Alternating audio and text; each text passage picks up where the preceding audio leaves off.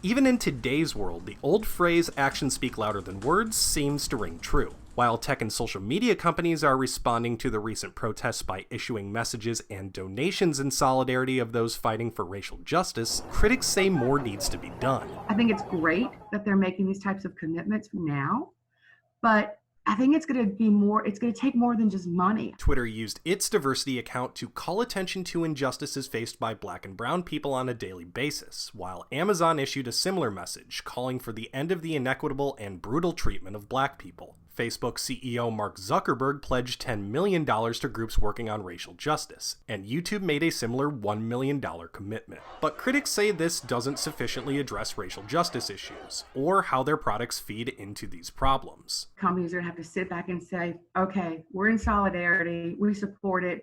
What does that mean? Because right now it's words on a post. It doesn't have any meaning. It has no value. Zuckerberg did note that $10 million can't fix this, and said it's clear Facebook also has more work to do to keep people safe and ensure our systems don't amplify bias. Notably, Facebook has recently been accused of putting protesters in danger by allowing posts from Donald Trump that said, "When the looting starts, the shooting starts."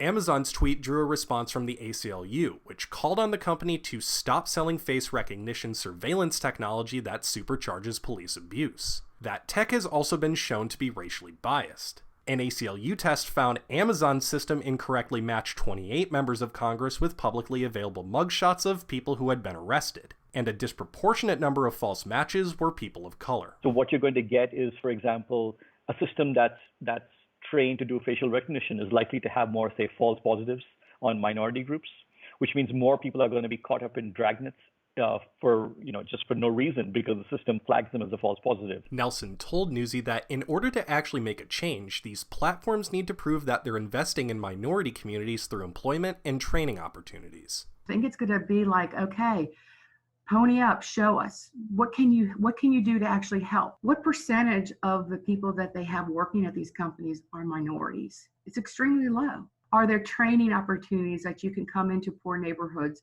and do that? Tyler Adkisson, Newsy, Chicago.